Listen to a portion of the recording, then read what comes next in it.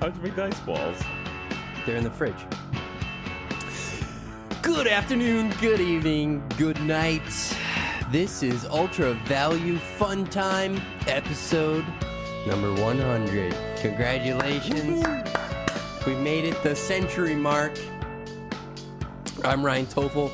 That's Bryan Chai. This is Unpopular Opinions. I'm grumpy. Why are you grumpy? Well, I'm glad you asked. So I'm in an upcoming wedding, right? And I really appreciate the groom watching out, and for the economics of his groomsmen. But that means that we aren't like renting suits or buying suits. We're kind of putting, they're not like three-piece. It's just jackets and pants. Okay. But we need to buy those. And these particular style of pants, the largest that they come in are a few inches smaller than what I currently wear. And I'm on a diet. And I am hungry. What? You're skinny. Like what? How small are these pants? The waist is 36, is the biggest that the waist comes in. Yowza. I wouldn't be able to fit in those. Well, I mean, I'm not skinny. I don't know if you guys watch on YouTube but if you can see me, I'm not a petite fellow. I'm like 6'4", and so then that translates to just naturally a bigger waist, and I probably could stand to lose a few pounds. I'm only about 30 or 40 pounds heavier than what I was in college. But yeah, I need to fit into these pants, and I'm actually okay at being able to sew, but I don't know if I'll be able to let out a pair of pants. Yeah, it seems dicey. But yeah, just being hungry, and I'm on a very strict calorie count at around 2,000, which is honestly probably like half of what I usually eat. And so, the thing is counting all of the carbs and the proteins and fats in the foods, counting macros and then counting calories. So you can't stray. Like, you need to end your day with those exact totals for every one of the 42 days of this lesson plan or meal plan, lesson plan. But it's made me grumpy. It's made me hungry. And so I've just been more cynical. Oh boy, here we go. I've been more cynical. And I started thinking about, just things that I dislike more than maybe I usually do. Usually I'm just Mr. Happy Fun Time number one, evidenced by the name of the show. This isn't even ginger ale anymore. I got to drink diet. Oh. And I started thinking about what are the worst things. Just in general, yeah. In life? Oh, yeah, because now I'm noticing these things more and more often that what is this? This is day number 6. And this is probably the most upset that I've been. But, like, this morning, somebody pulls out in front of me as I'm driving to work, and they're in a huge rush to make sure they get into the lane before I do. And they don't miss me by a whole bunch, like maybe a couple car lengths, like less than what I'm comfortable with when somebody's pulling from a side street onto a main road right in front of me. Definitely. And then proceeds to go like 10 miles per hour slower than I was going. And I just wanted to know what the frick your problem is, red car. I was extremely upset. And just because I'm tired and I'm grumpy and I'm hungry, that really, really bothered me. So I figured that this would be a good platform, where we could get a few things off our chest. I don't know if you have anything like that that you just hate. Yeah, actually, it happened to me just yesterday. Driving home from work, people at least in our neighborhood, our neck of the woods, they don't freaking know how to handle four-way stops, and it just ticks me off. Yep. Just simple things like the person on the right has the right of way. If you two cars get to the same exact four-way stop, the car on the right has the right of way. Yeah, and they're at the same time. Yes, and people just don't get it. And what if 4 cars arrived at exactly the same time? Well, then no one goes anywhere. It's gridlock. That's how you run into these 6th Avenue traffic jams. But yeah, that is something and that happened to me yesterday on my way home. Me and another car and I'm the one who's trying to be generous, just sitting there waiting. Yeah. And eventually a car pulls up next to me and just goes. And I'm like, oh my gosh. All right, you bozo. You have the right of way. And I tried to be the nice guy. And I start going. And of course they start going as I'm going. Yeah. And it's like, you gotta be freaking kidding me. You bozo. All right. So did you use that kind of profanity in the car? I will admit I've gotten a lot better since I left California. California, I think one of my lower moments in just the history of my life was when a car cut me off, or I don't even remember what they were doing. I think they were kind of like they were straddling 2 lanes, and I couldn't get around them, and it was a really long light. Yeah, I had just driven however many hours to get home. And I just roll my window and start cussing. And then, of course, I see it's like a little old lady in the car. Way to go, dude. I've only seen anybody get out of their car one time. I've never done that. I was leaving an Arizona Coyotes hockey game. And so in front of me, we see this older van kind of cut somebody off. And the car behind them at the light, like this man got out of his car and walked up and was just screaming at the driver's side window of the guy that had cut him off. Ooh. And those hockey fans, man. As I drove by, I saw the driver of the offending car. He's probably like 88 years old. And I'm like, come on, dude. Like this guy, he either fought in World War II or lived through the Great Depression.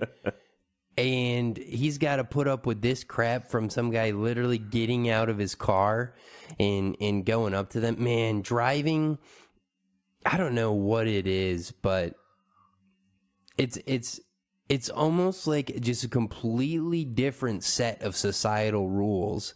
When you're like there is nothing else in the world where the same actions are acceptable as when you're driving. Yeah, my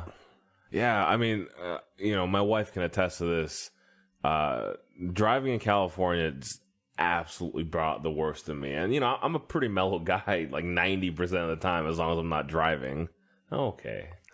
But yeah, just driving just brought out especially dealing with California traffic, California drivers. It just brought out a side of me that I didn't know I had. This ornery, grumpy side of me that, usually only comes out when I'm super hungry. Mm-hmm. Well, that's why I'm on a rampage now. And there was one time, just this last winter, I was driving in a brutal snowstorm. So me and my girlfriend went to go visit my family for Christmas. And then I was staying there a little longer and trying to get her to the airport so that she could fly home and see her family. And so we made the journey to the airport one day, and it was probably like a 3-hour delay for her flight, and then they eventually canceled it. Mm-hmm. So I was waiting there with her, and then brought her back to my house, my parents' house. And so then the next day, it's even worse than the day before, but they hadn't canceled the flight yet. So I'm driving her to the airport, and then we come to this huge hill. I'm going down it in the back roads of Western New York in the middle of a blizzard, and I'm probably going like 2 miles an hour. It was absolutely brutal out. So I come to the stop sign where the beginning of this hill is. And so like it's so slippery that like as soon as you hit the gas, you don't get full traction. And you took a few seconds to get up to speed where like I was not going to get through the oncoming lane in time because it was so hard to get going. So I was extremely cautious, and this car came flying down that road, had to be going like the speed limit, like 40 or 50 in the middle of this blizzard. And I'm like, oh my gosh, dude, like if I would have tried to go there, I would have been killed. So, you know, I eventually muster up the courage and make it through that lane, but I'm going so slow. And you said you're driving your girlfriend, right? Yes. Okay. Yeah. Okay. She's in the car, which makes everything more difficult. Yes. Like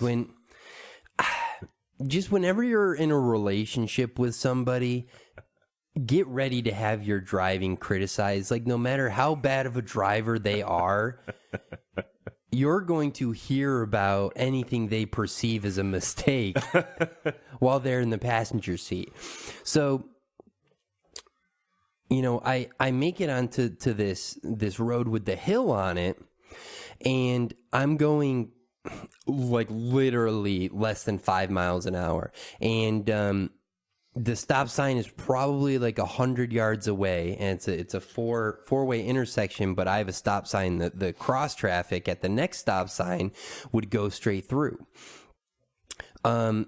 But in preparation for the stop sign, at the very top of this hill, I start hitting my brakes, and nothing happens. Oh, like boy. it's just totally iced over all the way down.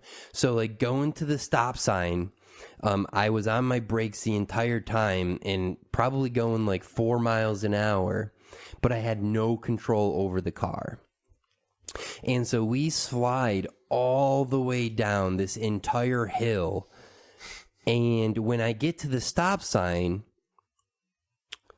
I could go straight and just keep going and run through the stop sign. But in my mind, I'm still thinking about this idiot that was going 40 or 50 and would have killed me if he was coming at the time I would run the stop sign, you know, or somebody like him. So I made the very foolish mistake of trying to steer this out of control car to the right instead of just going through the stop sign, because I figured it would be better to like get, you know, my momentum going with them and try to like drift around, and I couldn't do it. And I went into the ditch at like 2 o'clock, whereas if I would have just gone straight, like I would have been totally fine. The road flattened out and everything. I could have got my wits about me, but I didn't want to just go straight through it because somebody had just whipped through an intersection at like 45 in a blizzard. And car ended up going in the ditch. And as we go in this is maybe 3-4 minutes from my mom's house. As we're in the ditch, my girlfriend gets a text that her flight is canceled. So we really had no reason to even be out in those brutal conditions. Anybody watching on YouTube, you see my ice balls. My glass here. Oh yeah, these ice balls are great. You ever try those? I have not. They look fancy though. They're just like really big freezer molds. It's like, you ever watch Ed, Edd n Eddy? Yes. When they get the jawbreakers going? Ah, yeah. And they've got, you know, like twice their body weight in one of their cheeks. That's like the size of one of these ice balls. If you know, if you're watching or not watching, I'm sorry, if you're just listening. I lost one of my baby teeth to a jawbreaker. I thought it was like, I mean, obviously they're not literally impenetrable, but you know, when I was a kid, I just thought, oh, it's candy, whatever. Yeah. Popped one in my mouth, lost one of my baby teeth. You know what I really like is those little ones that are like just kind of crunchy, jaw busters. Yes. They come in a little green box, like for $0.25. At least they used to be $0.25. They're along the same vein as like lemon heads and grape heads and stuff like that. Facts. Dan Brown just entered and gave a thumbs up. The producer to the stars. He's closing the door now. and he's gone.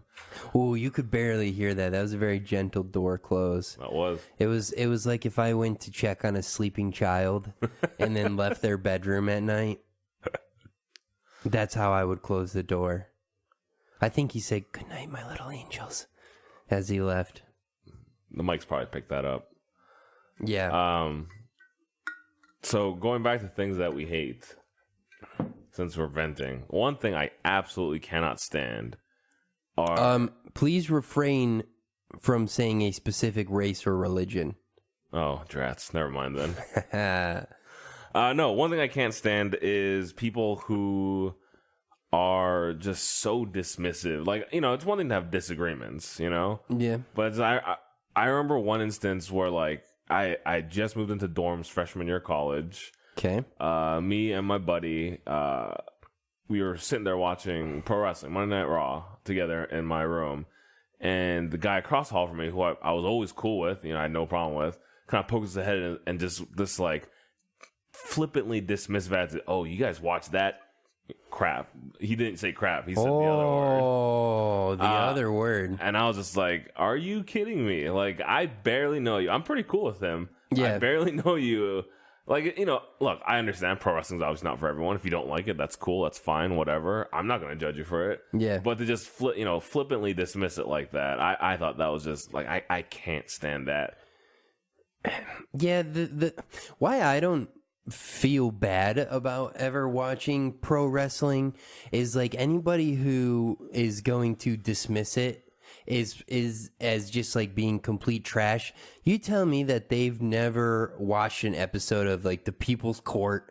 These are the same people that watch The Big Bang Theory, you know, where it's just like this spoon-fed freaking humor, or 2.5 Men, or they're watching Grey's Anatomy. That crap is so much more highbrow. I mean, WWE is just like a scripted sporting event. Yeah, you know what I mean? I've always viewed it as like a comic book, like a live-action comic book. Hang on.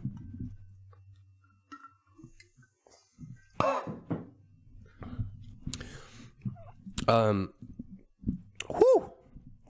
This picture was fun in practice. No, fun in theory. But in practice, it's been very difficult to get my hydration. Yeah, diet lemon lime soda out of it. If you would like this to be your diet lemon lime soda that I'm drinking, tweet at you, me, and BTC. We'll give you the address. You send over a lifetime supply of Diet Lemon Lime Soda, and I promise you, as long as you keep it coming, I will never drink anything other than your Diet Lemon Lime Soda. Maybe not even just in front of the camera. I'd say just in general for the rest of my life.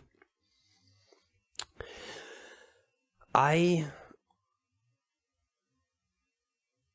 think that LeBron James probably went to Los Angeles because he has a good shot at his movie career and just being like an entertainment mogul for the rest of his life, or his life after basketball. He's got like what, maybe 5 more years in the NBA? I think so. That's a crazy thought. I think he's openly talked about wanting to play with his own son, which just blow my mind. Like a father-son playing on the same team in the NBA. Well, the Griffeys did it, but... Yeah, but I feel like baseball players can last... Generally speaking, baseball players can last so much longer than football players. Or basketball players, excuse me. Boy, can you imagine... Like, when did he talk about those things? Like, it was somewhat recent, because his son's 13, so, 5 more years, and... I'm assuming by then the NBA will be back to, high school kids can get drafted again. So, like... Do you think that LeBron is going to be accepted as just like a mainstream entertainer?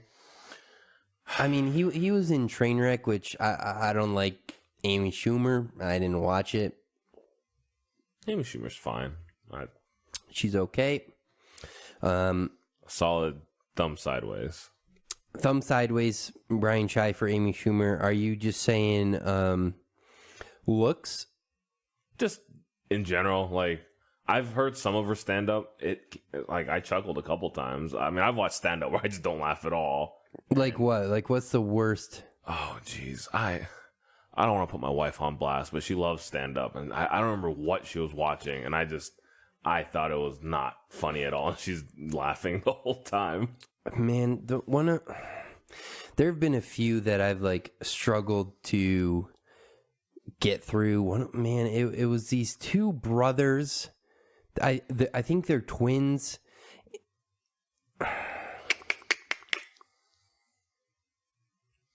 They weren't white, but also they were either Hispanic or like mixed race. They had like a little, do you have any idea who I'm talking about?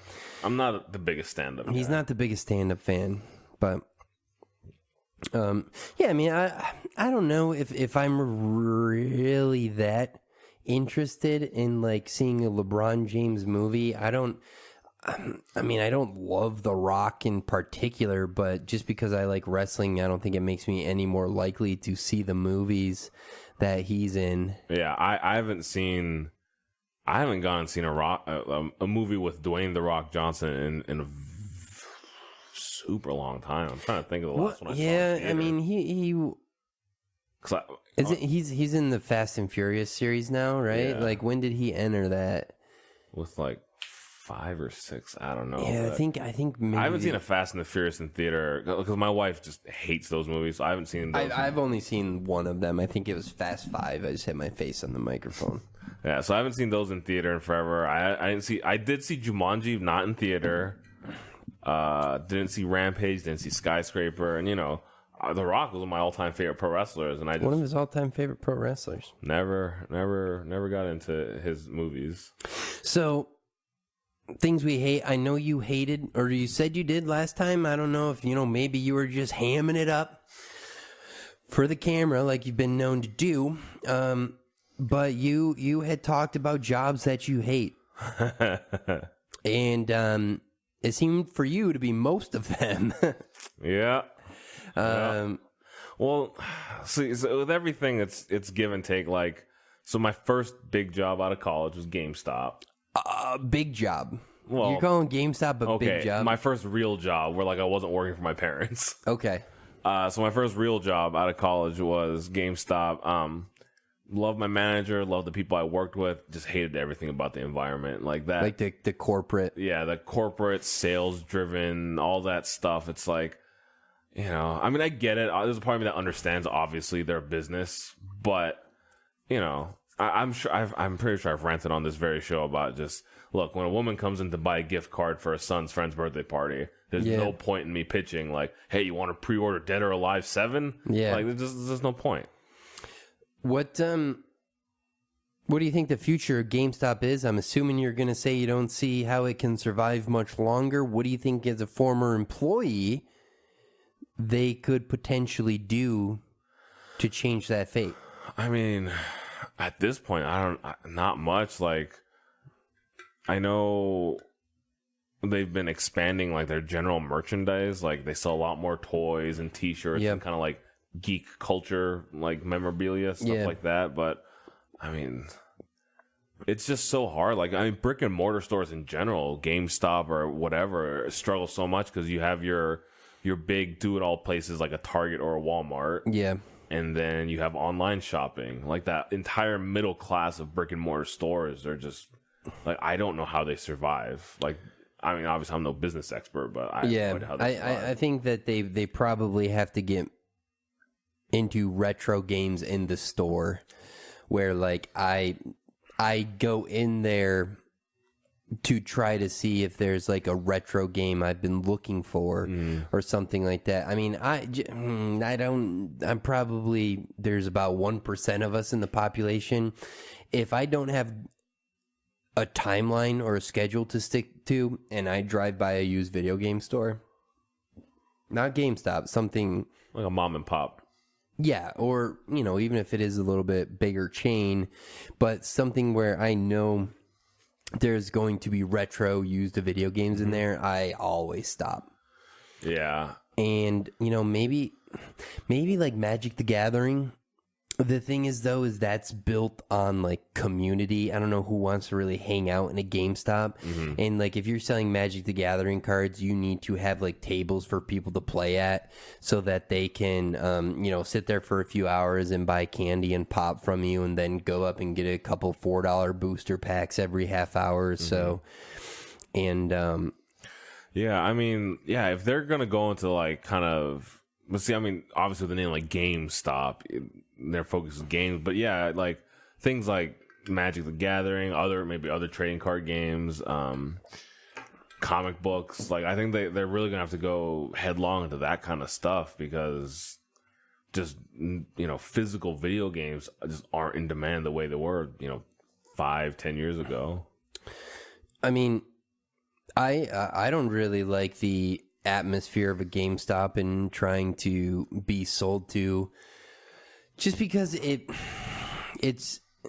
they make you feel so uncomfortable for something that you don't want. Yeah. Like, especially now where any game that I really, really have to have at release, everybody knows about game sharing. So, I set my primary PlayStation as one of my friends, and they set their primary PlayStation as mine.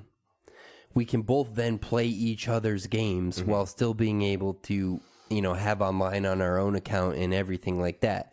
So then that cuts the cost, it's either whether you're only paying $30 at launch for this game, each of you, or you're just alternating releases. One of you pays for Madden, the next one buys FIFA.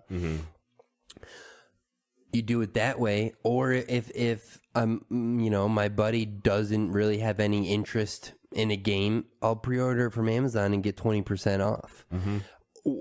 I cannot the last time I think was Madden 18 where I walked in and bought it because I thought it would be a good gift for somebody, and it was a few days before you were allowed to play the standard version. So they had only released like the the physical deluxe edition, and that was the only way to get it. And but before that, man, it would have been the launch of the Switch where I just picked up some games while I was at Target at 8 a.m. after waiting there for 3 hours. Yeah, there's something to like creating that community, but even that, like when the GameStop I worked at, we had a pretty good like, quote unquote community. Like, guys would come in and just hang out and shoot the breeze and all that stuff. And that was great, people coming back and hanging out, but they weren't buying anything, which doesn't help. Yeah. Hey guys, today's show is brought to you by Chronologic.network. Chronologic is an Ethereum-based project that aims to solve time-related problems on the blockchain. Through Chronologic's 3 core products, the Ethereum alarm clock, debt smart contracts, and the day token minting mechanism, they solve the problems of payment scheduling, crypto loan time constraints, and unstable token launches. Find out more at Chronologic.network.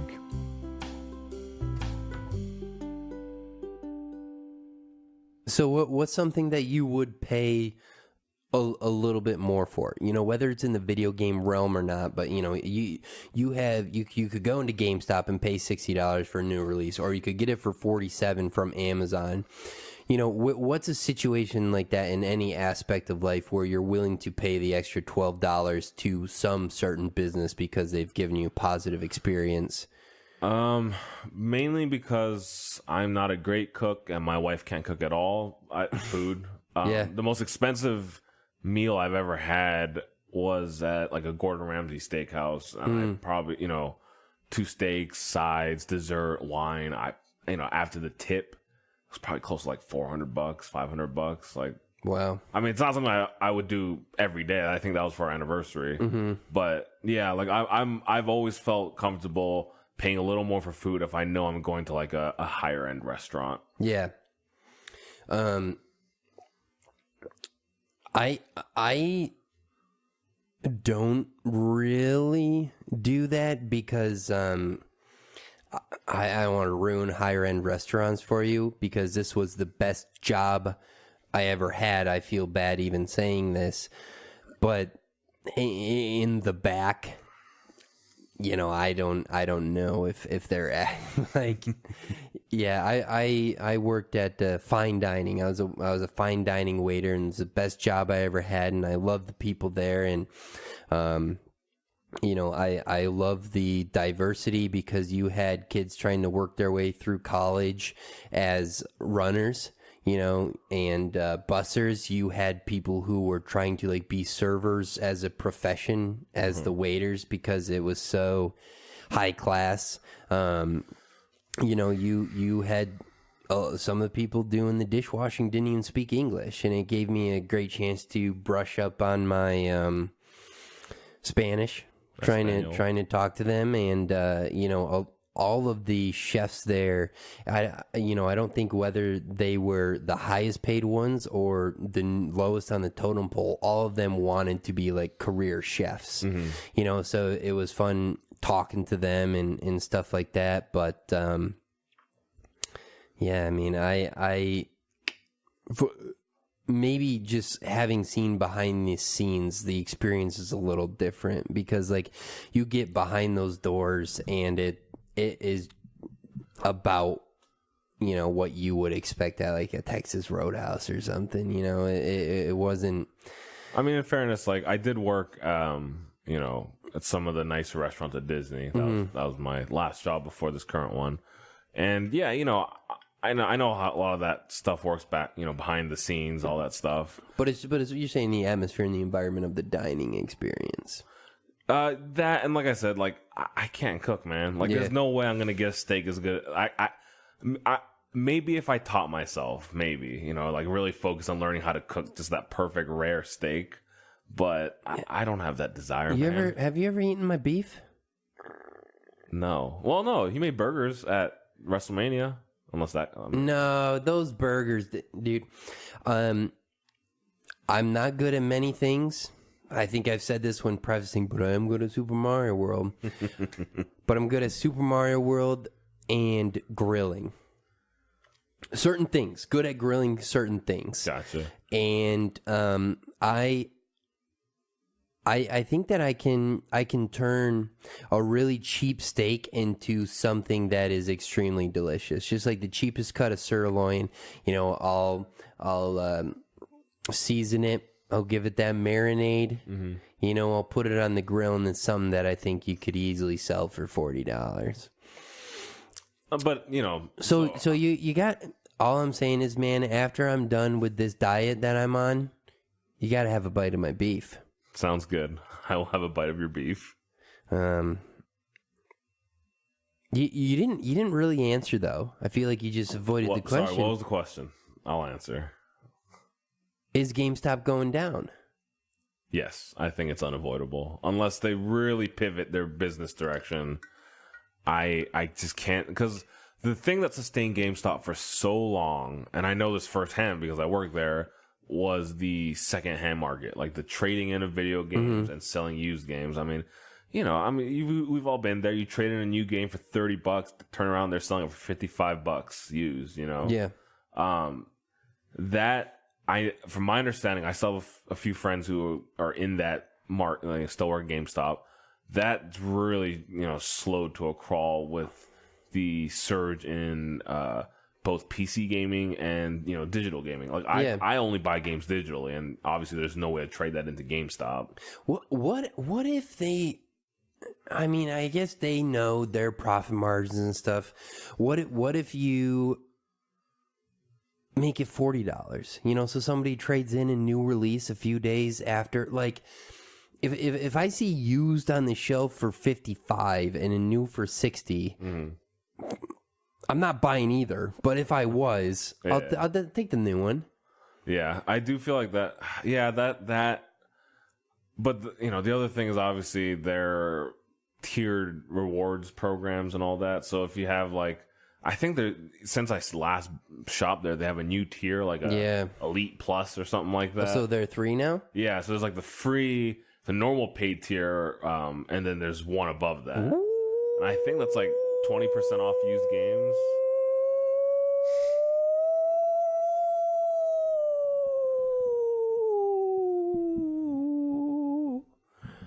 But yeah, I was excited. Apparently, well, yeah, I think that's 20% off used games. Obviously, that's going to add up. But like, just in general, man, like, I don't know too many people who buy used games anymore. Like, that was a thing I did when I was poor in like college. By all means, obviously, I think you've had the same situation where you regret games that you've traded in because you're poor. Yeah. But, I mean, I had to put gas in my car, and I probably traded in 8 or 10 old sports games for like $15. And I would love to have those back. Me too. And, I do have more expendable income now than I did when I was in college, but I don't really want to pay like $7 for FIFA, 09 on the PS3 now. Yeah. I mean, that's the thing. I remember when working at GameStop once, this grade schooler, 6th, 7th grader came in and he's like, I want to get, whatever Call of Duty or whatever the new game came out, and I want to trade all these games in. His parent was there. And yeah, man, I just felt like and the parent was just like stunned. Like, I think I could offer them, this was probably in like 2010. And I think for like, NCAA football 2006, it was like 10 cents that they were getting back for trading that in. I'm just like, dude, like, you could sell this for like $1 anywhere else. Like, well, what are you doing? And, obviously I didn't say that. I was thinking that because I needed the sale. But yeah, I feel like so many people are wising up to that. Like, now that there are other avenues that are so much more readily accessible, like an eBay or, whatever, what's the Craigslist, stuff like that. Yeah.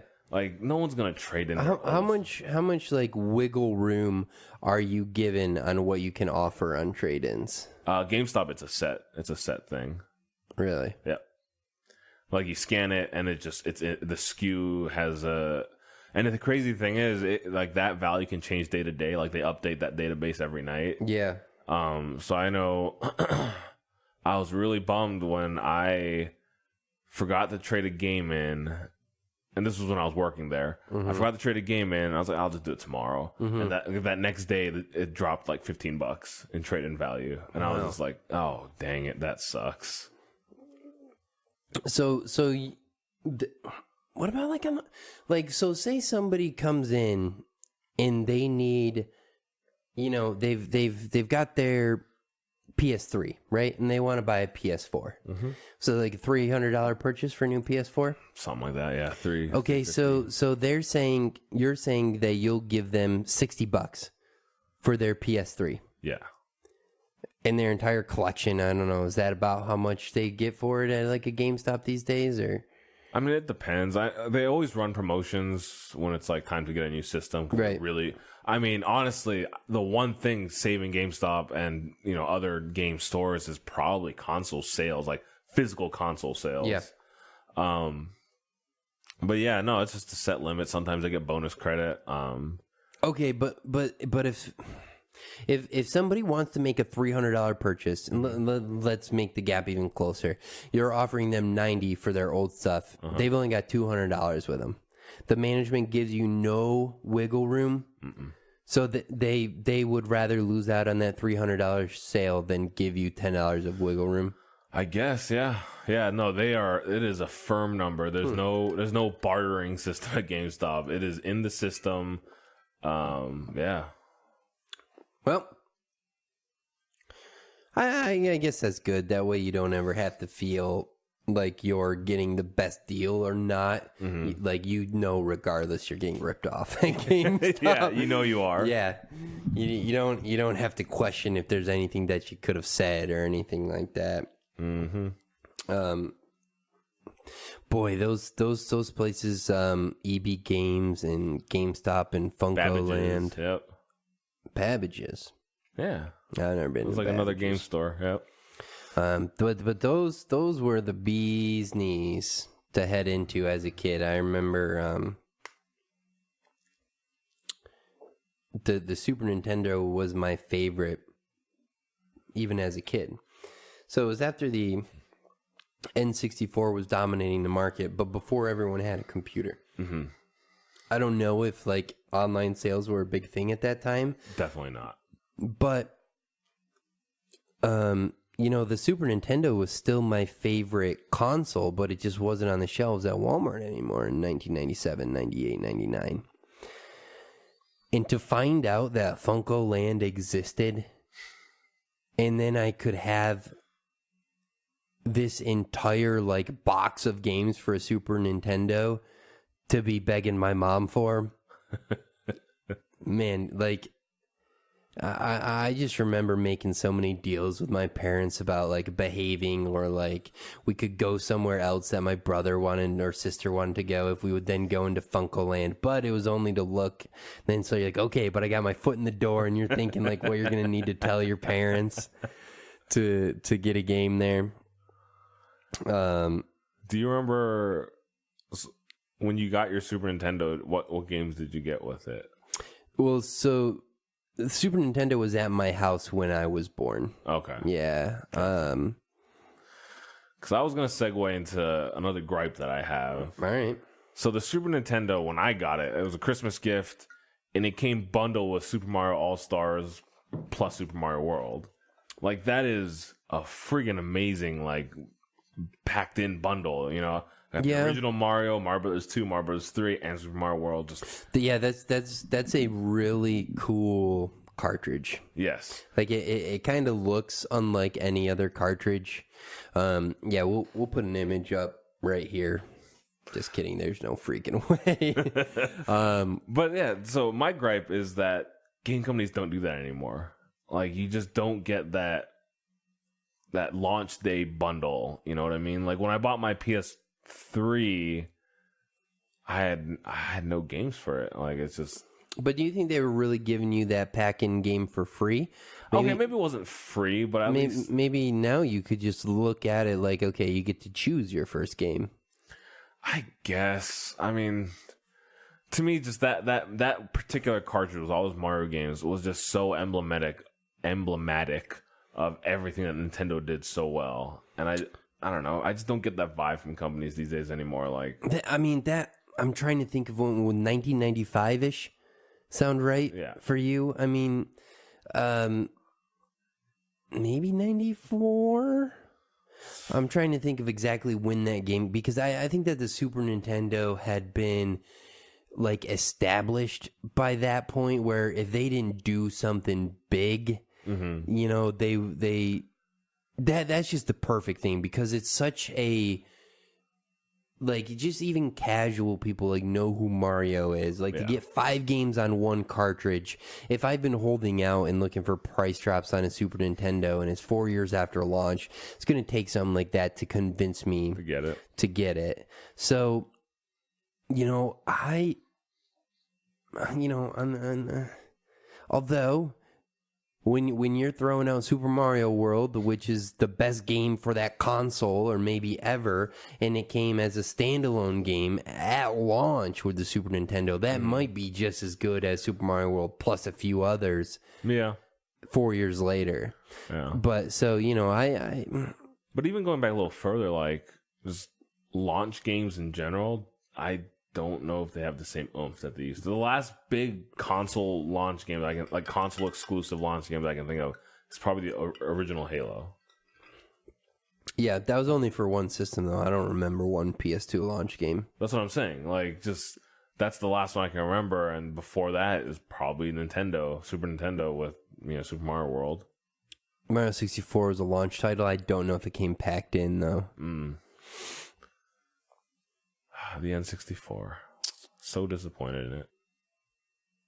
Why?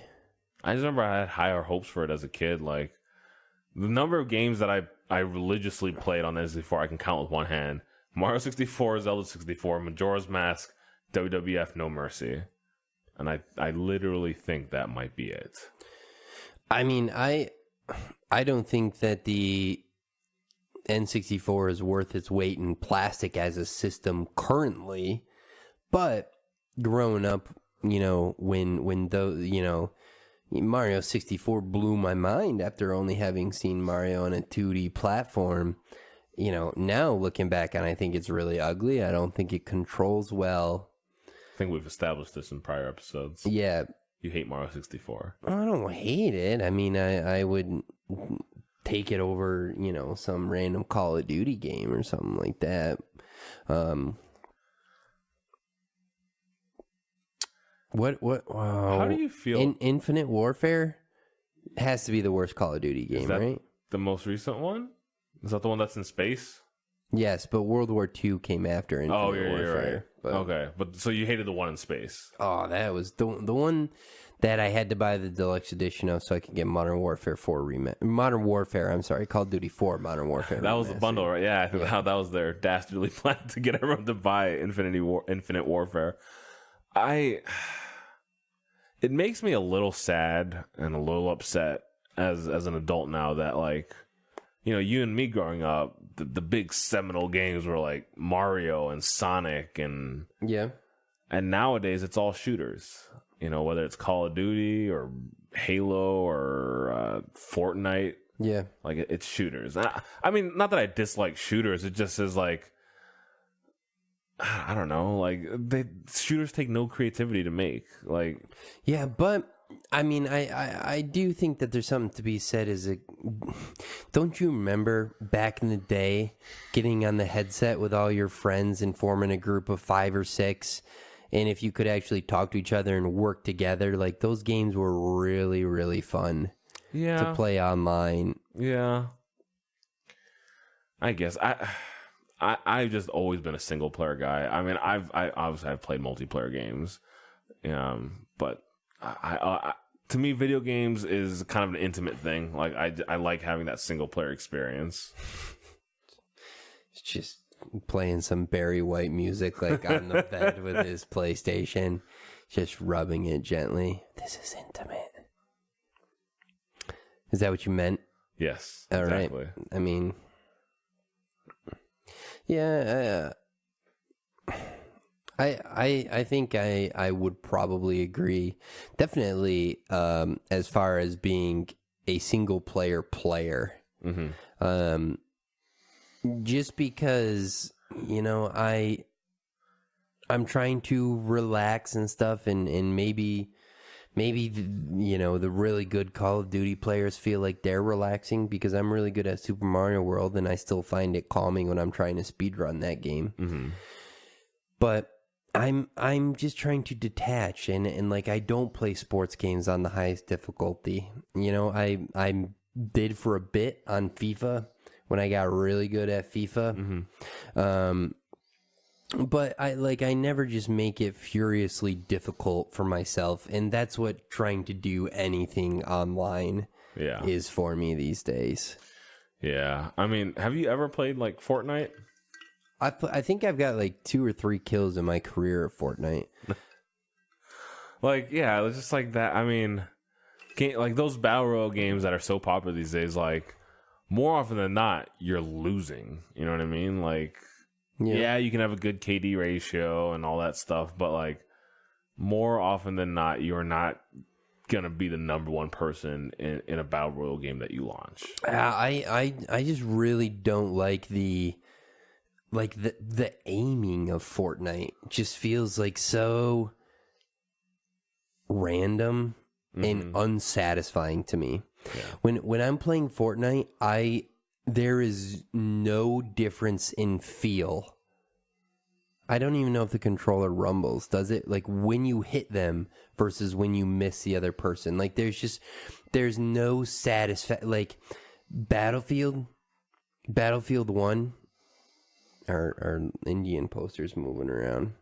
Kind of scary. Battlefield 1, like, you know when you've gotten a kill, and you know, like, when you're hitting somebody. I don't feel that from Fortnite. It's just not satisfying to shoot somebody like it is. That's fair. I mean, it does blow my mind. I mean, like, I've played some Fortnite. I also criticize it. It does blow my mind how freaking popular it is. Like, it's kind of seeped into that, like, even people who don't know video games kind of know what Fortnite is. Yeah. Like, that just blows my mind. Well, I mean, don't you think that, like, if they just gave away the multiplayer of the next Call of Duty for free, it would be maybe the most popular game out there. Maybe. I do think there is an element that a lot of parents are okay with Fortnite because it's not nearly as graphic as you know, a Call of Duty. So I do think the cartooniness only adds to its mass appeal. Yeah. So I don't know if it would work for Call of Duty if they did the same thing. I mean, it probably would. I'm just thinking out loud. I'm not a huge Fortnite fan. I can understand how some people like it. My brother is an excellent shooter player.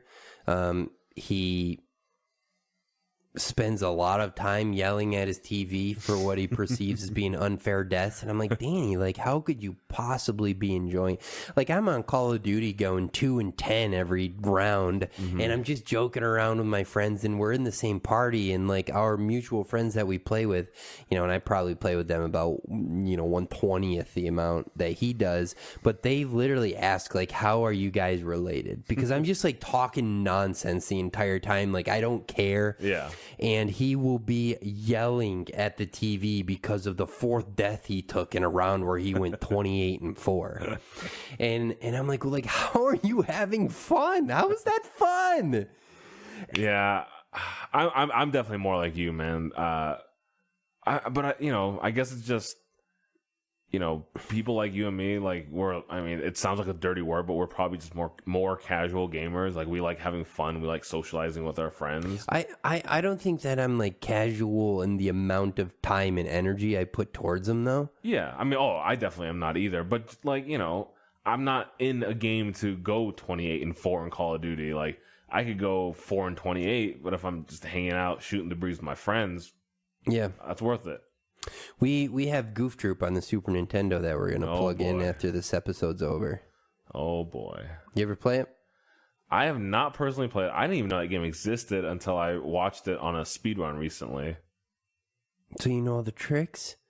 I mean, not by heart. I watched it once. Oh my gosh, dude.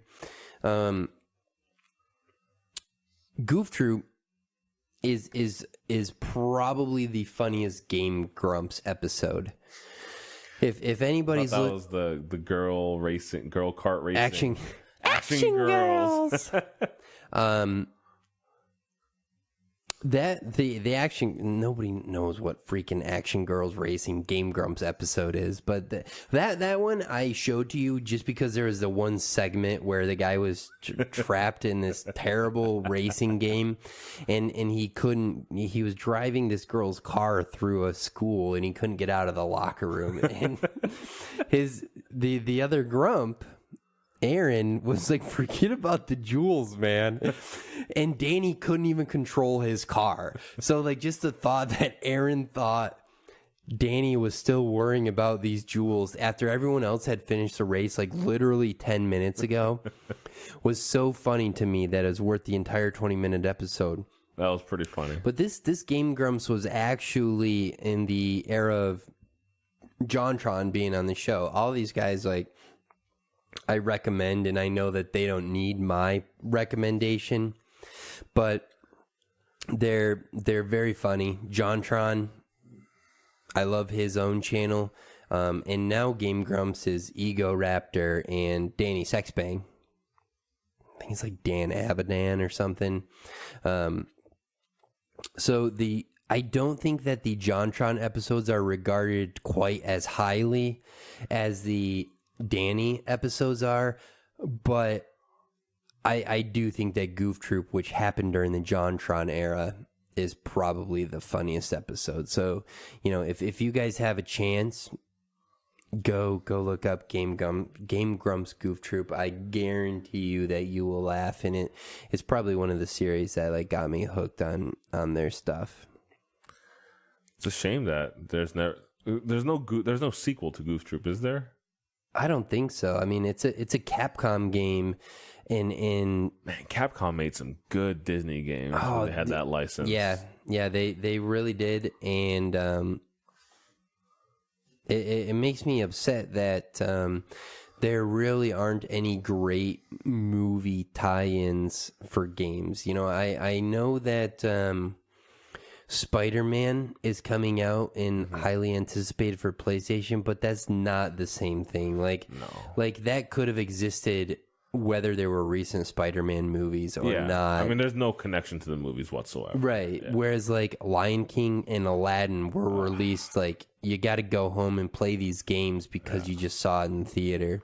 Yeah, Aladdin was amazing. The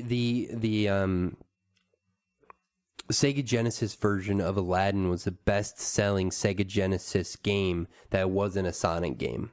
Wow. And it is regarded as maybe one of the best games of the 16-bit era, and maybe the best Sega Genesis game, but I just prefer the Super Nintendo version of Aladdin. Because they are different games, if I'm not mistaken. They're different games, yeah. The Sega Genesis one is super cool. Like, you get a sword and stuff, which your only attack is throwing apples in the Super Nintendo. But in the Super Nintendo one, the way they make your character interact with the objects around it. So Aladdin, he'll, like, grab onto ledges. You don't feel like they're unfair deaths. And they're, like... those games used to... You know, difficulty would be just aiding in the longevity of games. It would make them really hard, but that one felt fair. Like, there would be these little pegs you have to bounce on and stuff, and they would make, like, the hitbox for those pegs seem really wide so that you could, like, traverse and really fly around and be acrobatic, and it just felt really satisfying. Yeah, I remember those games. Yeah, like you said, every death feels fair. Like, contrast that to, I mean, I love those, the game I'm about to mention. It just, I remember dying so frequently, and I thought, what the heck is going on? Is the Super Star Wars games on the Super Nintendo. Obviously, I'm a Star Wars nerd, love the series, love those games. Or stuff would, like, come off the screen at you. Yeah, like, just, like, garbage like that. Like, those Capcom games were just made so, those Capcom Disney games were made so well. So what ones, I know that Lion King... Boy, what was that? It was like Camelot in Virgin Interactive, I think, did the Lion King game, which that I don't think was as good as Aladdin. I didn't really like the Lion King game. I mean, it was fine. It was really hard. Yeah. What other Capcom? I mean, they had Mega Man at the time. Mega Man. That was before Mega Man. Well, no. Super Nintendo was Mega Man X, which... Yeah, and they had Mega Man 7 and Mega Man Soccer. So I think that there were 5 Mega Man games on the Super Nintendo: Mega Man X, X2, X3, Mega Man 7, and Mega Man Soccer. Man, those Mega Man X games, like Mega Man X1, I think to this day is maybe one of the greatest games of all time. Like, Capcom was so on their game in that Super Nintendo era. I think that Mega Man X is probably the best Mega Man game. I think that's probably fair. To me, it's either that or Mega Man 2. Yeah, Mega Man 2 was really good. Yeah, I'm just really tired of Mega Man 2 because, like, there are 5 other Mega Man games that were, like, really good. Yeah. But it seems like the only one that is affordable to buy is Mega Man 2, and then that's the only one they put on the NES Classic. And, you know... Really? Yeah. Oh, dang. They did put all 3 Super Mario Brothers on the NES Classic. Mega Man 1, I didn't think was that great. I mean, it was fine, but it was just, you could clearly see it was Capcom's first stab at, like, a big game. Yeah. Mega Man 2 was perfect, almost. Mega Man 3 and 4 were great. 5 and 6 were a little derivative, but... I'm surprised that none of the other games are on the NES Classic. Yeah, I mean, I like 3 and 4. I think by 5 and 6 they realized that they had made the same game 5 or 6 times, so they started getting complicated with the tools and stuff, which I felt like didn't make the game feel as just like running gunny, you know what I mean? And they tried to complicate something that didn't need to be complicated. Yeah. Although I don't know if somebody would have, you know, because it was the same controls, the same everything. Were people going to pay for the same thing a 6th time? Yeah. I don't know. But video games used to be better. I've said it before. I'll say it again. What didn't used to be better was this show. We're getting better every time. So I hope you'll listen to us next time as well, and that you enjoyed your time today. This was Unpopular Opinions. I hope we did what we could to live up to our name today. I know Bryan did with all the nonsense he spews about everything. That's me. But thanks for hanging in there. Appreciate you listening. And we'll be coming back at you next week. Don't go anywhere. You sit there and you wait 1 week, and we'll have another episode for you. Have a good one. See ya.